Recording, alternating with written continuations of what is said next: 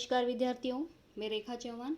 बच्चों, आज मैं आप लोगों को कक्षा 10वीं की हिंदी पाठ्य पुस्तक लोक भारती से पाठ 4 मन कविता बताने वाली हूँ। इस कविता के कवि विकास परिहार जी हैं। विकास जी का जन्म मध्य प्रदेश के गुना में हुआ था। हाइकू कविता लिखने वाले ये एक प्रसिद्ध कवि हैं।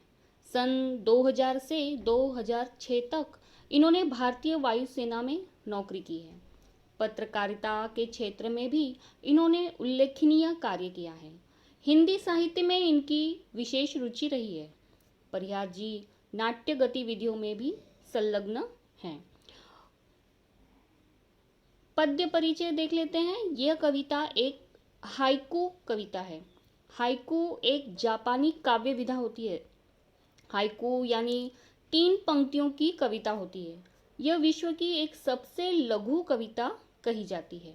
हाइकू कविता 5, 7, 5 यानी 17 वर्णों के ढांचे में लिखी जाती है। यह कविता आज भारत में सिर्फ हिंदी में ही नहीं बल्कि मराठी, गुजराती, बंगाली, मलयालम आदि भाषाओं में लिखी जाती है। इस कविता की प्रस्तावना देखते हैं। प्रस्तुत हाइकू काव्य के द्वारा कवि विकास परिहार जी ने जीवन में घटित होने वाली छोटी छोटी समस्याओं को सीमित शब्दों में बांधकर अपने अनुभवों को अभिव्यक्त करने का प्रयास किया है। चलिए देखते हैं, कविता गुनगुनाते हैं। वो इस तरह से है। मन। घना अंधेरा, चमकता प्रकाश और अधिक करते जाओ, पाने की मत सोचो जीवन सारा।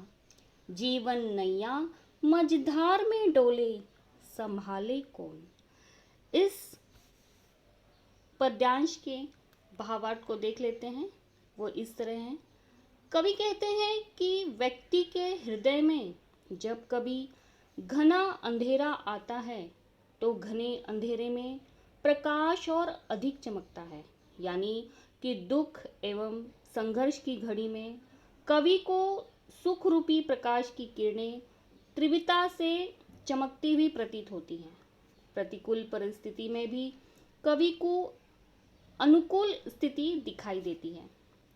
कवि कहते हैं कि व्यक्ति को अपना कर्म करना चाहिए, उसे किसी चीज की आस नहीं रखनी चाहिए। व्यक्ति का संपूर्ण जीवन कर्म करते हुए व्यतीत होना चाहिए, उसे फल की अपेक्षा नहीं करनी चाहिए। इन पंक्तियों के माध्यम से कवि कहते हैं कि कभी कभी ऐसी स्थिति बन जाती है कि व्यक्ति की जीवन रूपी नैया मझधार की संघर्षमय स्थिति में हिलकोरे खाती हुई प्रतीत होती है।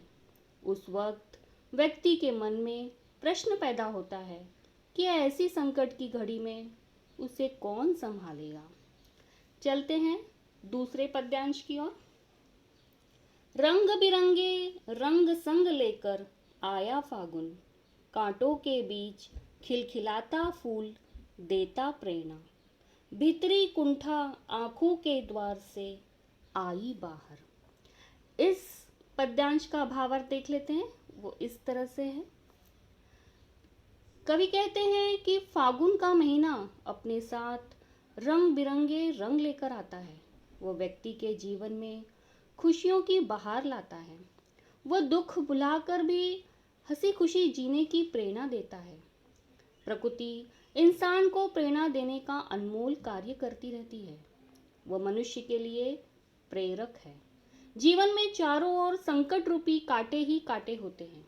ऐसे में व्यक्ति को उन कांटों के बीच से मार्ग निकालने की प्रेरणा खिलखिलाता फूल ही देता है। कि पीड़ित व्यक्ति के हृदय में जो विफलता जन्य घोर निराशा होती है, वो उसके नैनों के द्वार से आंसुओं के रूप में बाहर आती है। व्यक्ति के रोने के बाद राहत मिलती है, उसे सुकून का एहसास होता है। चलते हैं तीसरे पद्यांश की ओर। वो इस तरह से है। खारे जल से धुल गए विषाद, मन पावन। मृत्यु को जीना जीवन विष पीना है जिजीविषा। मन की पीड़ा, छाई बन बादल, बरसी आंखें। प्रस्तुत कविता में कवि कहते हैं कि व्यक्ति की सारी अभिलाषाएं पूर्ण नहीं होती हैं। जब व्यक्ति की अभिलाषाएं पूर्ण नहीं होती हैं तब वह हृदय से दुखी हो जाता है। ऐसे में व्यक्ति के पास आंसू बहाने के अलावा अन्य साधन शेष नहीं रहता है।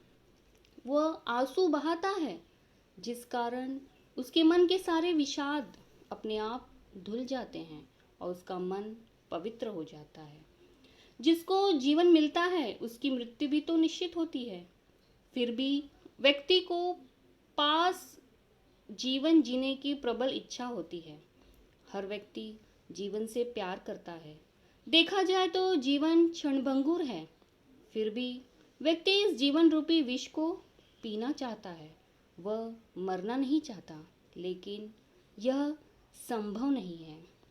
कवि कहते हैं कि व्यक्ति अपने मन में दुख को कब तक संभाल कर रख सकता है।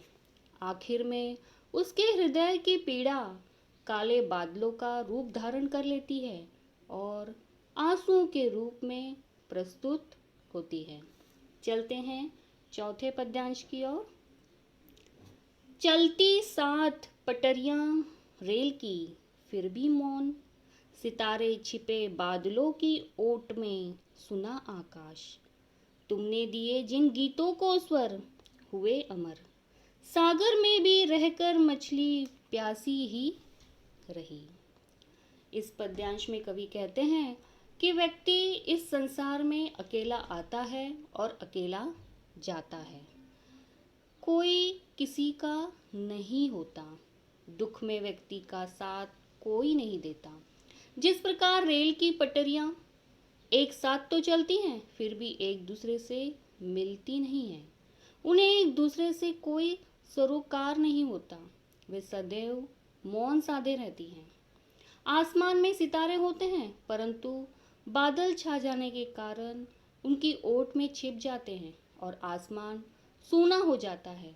इसी तरह मनुष्य जीवन भी होता है।